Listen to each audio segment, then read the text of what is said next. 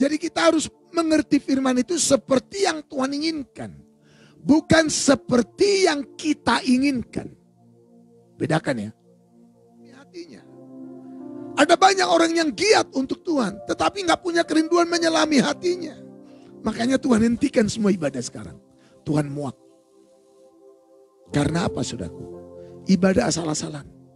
Pokoknya semua berbuat apa yang benar menurut pandangannya sendiri.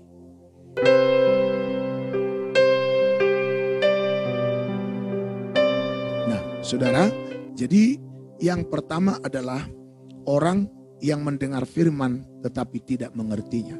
Itulah gambaran daripada benih yang jatuh di pinggir jalan. Jadi ada orang mendengar firman tetapi tidak mengertinya. Nah saudaraku yang dikasih oleh Tuhan, pengertian ini penting. Makanya kita butuh penggembalaan. Sekali lagi kita butuh firman pengajaran. Kita butuh saudaraku yang kasih Tuhan firman penggembalaan. Jadi oleh sebab itu mari kita persiapkan sekarang hidup kita menerima, mencari pengajaran yang membuat saya dan saudara dapat mengikuti firman ini. Ini dulu yang penting. Makanya dalam 2 Timotius pasal 3 ayat yang ke-16 firman Tuhan berkata, segala tulisan yang diilhamkan Allah memang bermanfaat untuk mengajar, untuk menyatakan kesalahan. Ini pengajaran. Jadi kesalahan kita dinyatakan supaya kita dapat memperbaiki kelakuan kita. Untuk memperbaiki kelakuan. Jadi sebelum kesalahan dinyatakan, bagaimana mau perbaiki kelakuan? Nah untuk melakukan firman itu sama dengan kita harus lebih dulu dinyatakan kesalahannya. Makanya ada keinsafan akan dosa. Tidak mengerti firman sama dengan penyembah berhala. Atau tidak mengenal Tuhan dengan tepat dan benar sama dengan penyembah berhala. Walaupun tidak pernah masuk kuil, tidak pernah masuk penyembahan berhala dan lain-lain yang secara fisik, secara letterletnya ya. Tapi sama dengan, sejajar dengan penyembahan berhala. Mari kita buka hati kita. Jangan menjadi seperti pohon ara di pinggir jalan. Ya, Yeremia pasal 4 ayat yang ke-22. Sungguh bodohlah umatku itu. Mereka tidak mengenal aku. Mereka adalah anak-anak tolol. Dan tidak mempunyai apa saudara? Garis bawahi kata pengertian.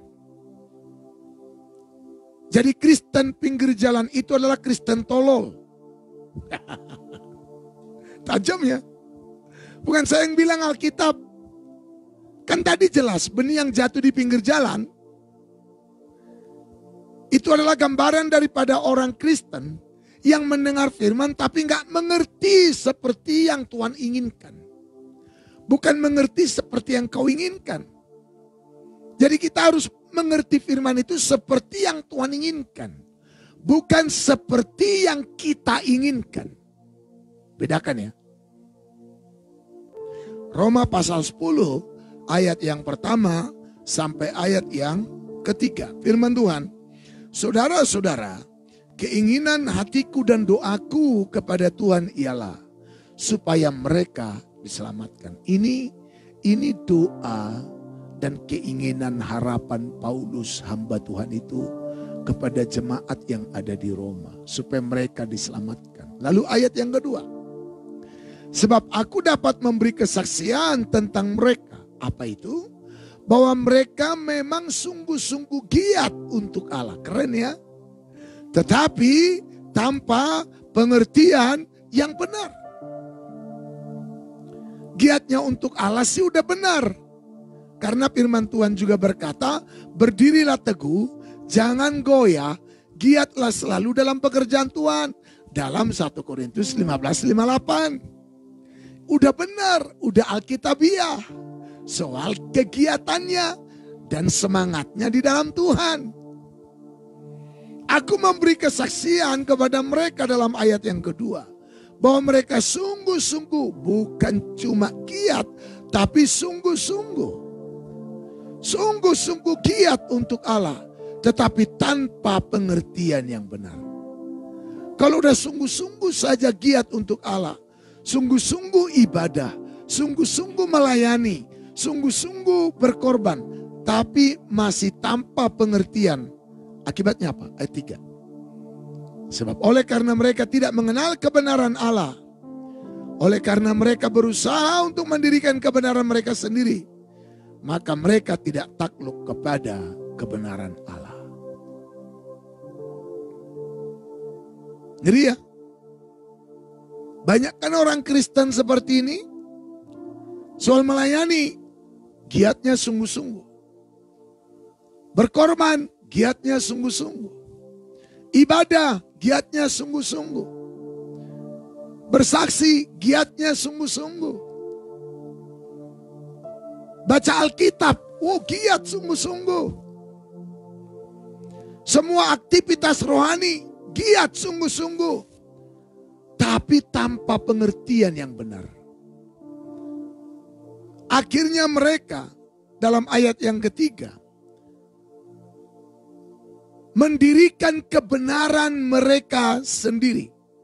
Makanya jadi orang Kristen jangan cuma tahu tentang Tuhan, terhubung dong sama Tuhan, punya hubungan yang benar dengan Tuhan secara pribadi lewat rohnya. Haleluya. Jadi pengertian ini pun penting. Biar semua kita mantap dalam pemandangan Tuhan. Jangan sampai kita nggak takluk pada kebenaran Allah. Hanya karena kita sudah mendirikan kebenaran diri kita sendiri. Dan kebenaran diri sendiri itu berdiri. Itu karena miskinnya dan ketiadaan pengertian kita akan kebenaran yang benar. Kalau kita sampai di sini ya, kita merenung saudara. Betapa tidak siapnya gereja Tuhan andai kata Tuhan datang hari-hari ini. Sangat tidak siap. Karena kita masih miskin akan pengertian yang benar. Amsal 14 ayat yang ke-12. Amsal 14 ayat yang ke-12. Firman Tuhan berkata, ada jalan yang disangka lurus, tetapi ujungnya menuju maut. Nah ini yang bahaya. Merasa benar sendiri. Lihat saya semua, kita memang bisa merasa benar, tapi karena memang dibenarkan. Kita kalau udah dibenarkan, kita akan punya perasaan benar. Itu yang benar. Jadi kita benar itu karena dibenarkan. Tapi merasa benar yang salah. Kita selalu menganggap orang lain lebih rendah dari kita. Tidak lebih benar dari kita. Dan kita selalu menganggap diri kita paling benar dari yang lain. Saya mau beritahu, itu roh Farisi. Dan kalaupun kita lebih tinggi, saya mau ingatkan sekali lagi. Kalaupun kita lebih benar, bukan berarti kita memandang orang lain lebih rendah dari kita. Karena kita pun dulu seperti mereka. Jadi kita harus menolong mereka. Kita harus turun ke sana. Kita harus menjangkau mereka. Kita harus membantu mereka. Bukan berarti menyerang mereka. Ya, firman Tuhan berkata, barang siapa menganggap dirinya berdiri teguh, hati-hatilah supaya ia jangan jatuh. Justru orang yang menganggap dirinya sudah mapan rohani, sudah mapan pengetahuannya, ini yang berbahaya. Ini yang berbahaya dan bahkan sudah di ujung jurang, makanya langsung dikatakan, sebab siapa yang menyangka bahwa ia berdiri teguh berdiri, hati-hatilah supaya ia jangan jatuh. Berarti sudah dekat dengan kejatuhan. Jadi Amsal 21 ayat yang kedua ini memperjelas lagi. Setiap jalan orang adalah lurus menurut pandangannya sendiri. Tetapi Tuhanlah yang menguji hati. Jadi mengerti firman ini kembali ini berpulang ke hati. Berpulang ke motivasi. Tuhan menguji hati. Ada banyak orang yang giat untuk Tuhan, tetapi gak punya kerinduan menyelami hatinya. Buatlah ku mengerti pribadimu Tuhan, buatlah ku mengenal dengan benar, Engkaulah Mesias, Anak Allah yang hidup. Kau mempelai aku, penuh kasih dan setia. Ku cinta Kau Yesus. Haleluya. Ini doa kita, supaya Tuhan menganugerahkan kepada kita pengertian yang benar. Dan tentu orang yang memiliki pengertian yang benar adalah orang yang selalu berjalan, bergaul dengan Roh Kudus. Kita harus limpah firman dan juga harus limpah Roh Kudusnya. Kita kaya dengan pengalaman akan Tuhan, kaya akan penyataannya. Orang ini kita lihat contoh orang yang sudah berjalan dengan kebenarannya sendiri, lalu menganggap dia tetap hidup di dalam Tuhan. Walaupun sudah tidak tunduk pada kebenaran Allah, tetapi tetap menganggap dia hidup dalam Tuhan. Walaupun dia melawan Tuhan, dia tetap merasa hidup dalam Tuhan. Saya berdoa jangan sampai itu saya, dan jangan sampai itu saudara. Dalam Hakim-Hakim pasal 17 tadi, ya, mari kita lihat saudaraku, di ayat yang kelima langsung, ayat 5 aja. Mika ini mempunyai kuil. Jadi ada ternyata seorang bernama Mika, saudaraku, ya, satu keluarga nama ininya Mika, saudaraku. Dia punya kuil. Ini orang Israel, tapi yang dia punya adalah kuil. Lalu lihat, dibuatnya lah efod. Efod masih benar ini pakaian imam, pakaian kudus. Ya, ini pakaian imam ketika mereka menghadap Tuhan. Imam besar menghadap di ruang Maha Kudus. Dia harus pakai efod itu, saudaraku. Ya, lalu apa yang terjadi? Mika ini punya efod dan juga punya terapim. Terapim itu berhala. Wah, ini gawat, saudara. Mari kita lihat, saudaraku. Benar enggak kalau terapim itu berhala dan efod itu adalah pakaian imam? Haleluya.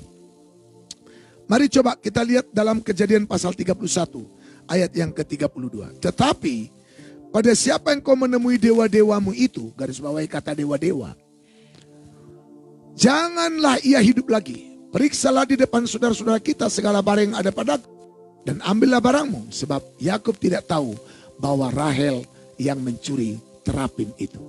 Dan ternyata dewa yang dicuri itu adalah terapim. Jadi jelas dulu nih. Jadi terapim itu adalah dewa bangsa lain. Bandingkan tadi dengan Mika yang adalah orang Israel masih punya terapim, tapi ada efod. Keluaran 28 ayat yang keempat soal efod. Inilah pakaian yang harus dibuat mereka. Tutup dada, baju efod, gamis, kemeja yang ada raginya, serban, dan ikat pinggang. Demikianlah mereka harus membuat pakaian kudus bagi Harun, abangmu, dan bagi anak-anaknya, supaya ia memegang jabatan imam bagiku. Jadi baju efod itu adalah pakaian imam. Ini bicara tentang rohani. Tapi di sisi rohaninya ada lagi terapim. Nah, ini yang saya sebut tadi. Orang-orang yang kelihatannya rohani, tetapi penyembah berhala karena tidak mengerti dan tidak mengenal Tuhan yang benar, tidak mengerti firman dengan benar. Makanya saya bilang tidak mengerti firman sama dengan penyembahan berhala.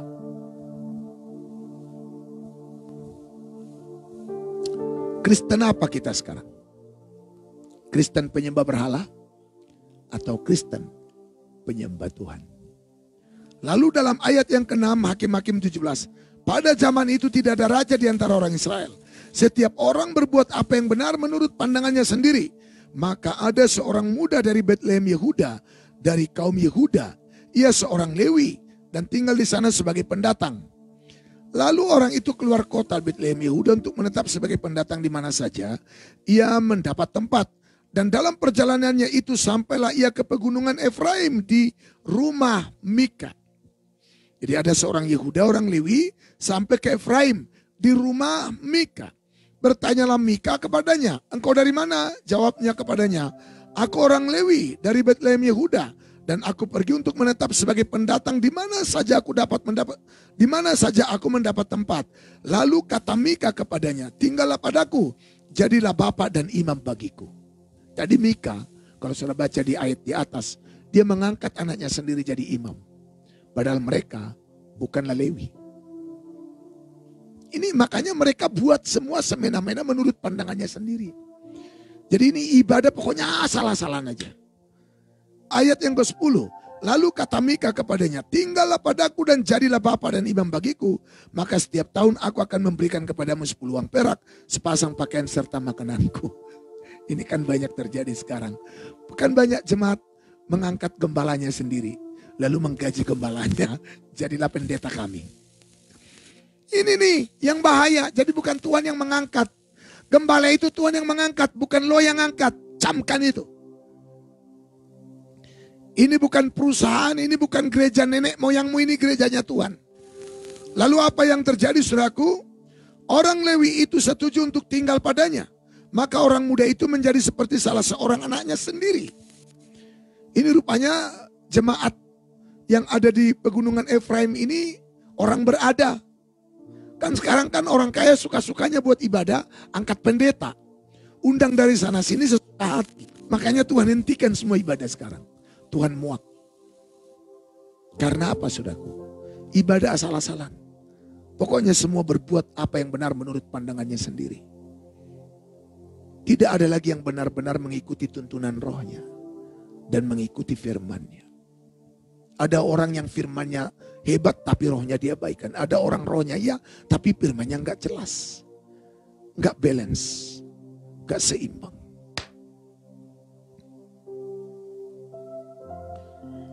Lalu ayat 12. Mika mentabiskan orang Lewi itu. Orang muda itu menjadi imamnya. Dan diam di rumah Mika.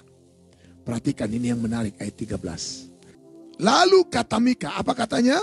Sekarang taulah aku bahwa Tuhan akan berbuat baik kepadaku karena ada seorang Lewi menjadi imamku. Jadi Mika merasa dia sedang berjalan dalam Tuhan dan sedang hidup dalam Tuhan walaupun sedang nyakitin hati Tuhan.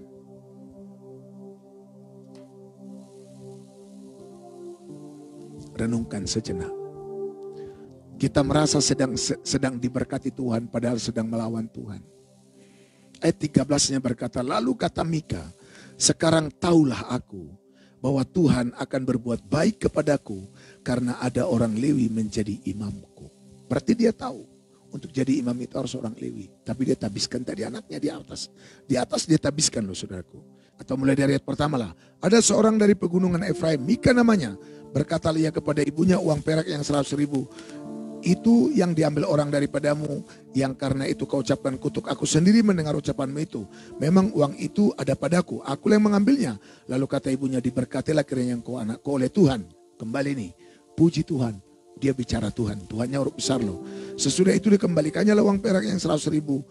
Yang 1.100 itu kepada ibunya, tetapi ibunya berkata, aku mau menguduskan uang itu bagi Tuhan. Dikuduskan uang itu bagi Tuhan. Aku menyerahkannya untuk anakku supaya dibuat patung pahatan dan patung tuangan daripada uang itu. Buat patung pula, padahal jelas di padang gurun, saudaraku, di atas gunung Sinai Tuhan berfirman, jangan membuat bagimu patung yang menyerupai apapun. Dia kuduskan uangnya untuk Tuhan. Keren ya, luar biasa ini, merasa rohani tapi sudah rohana. Merasa menyembah Tuhan tapi penyembah setan. Lalu apalagi yang terjadi saudaraku? Supaya dibuat patung pahatan, patung tuangan daripada uang itu. Maka sekarang uang itu kukembalikan kepadamu. Tetapi orang itu mengembalikan uang itu kepada ibunya. Lalu perempuan itu mengambil 200 uang perak dan memberikannya kepada tukang perak yang membuat patung pahatan dan patung tuangan daripada uang itu. Lalu patung itu ditaruh di rumah Mika. Mika ini mempunyai kuil dan dibuatnya lah efod dan terapim, ditabiskannya lah salah seorang anaknya laki-laki yang menjadi imamnya. Ditabiskan. Saudara lihat betapa rohaninya orang ini di satu sisi. Itu tadi efod. Tapi di sisi lain berhala ada patung. Itu tadi terafim. Dan saya, kita hidup dalam dua sisi. Di satu sisi kita kelihatan Kristen, tapi di sisi lain kita pengikut setan. Kau Kristen mana? Pengikut Tuhan atau pengikut setan? Saudara nggak bisa mengikut Tuhan sekaligus mengikut setan, nggak bisa. Dua gendangnya. Kalau engkau nggak Kristen pengikut Tuhan, penyembah Tuhan, kau penyembah setan. Ini yang harus diwaspadai.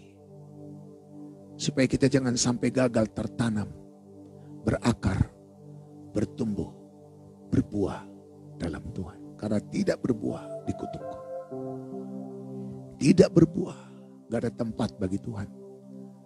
Dalam Matius pasal 3, setiap pohon yang tidak berbuah, kapak sudah tersedia pada akar pohon. Setiap pohon yang tidak berbuah akan ditebang dan dibuang ke dalam api. Tuhan tolong saya, Tuhan tolong saudara, Tuhan tolong kita semua.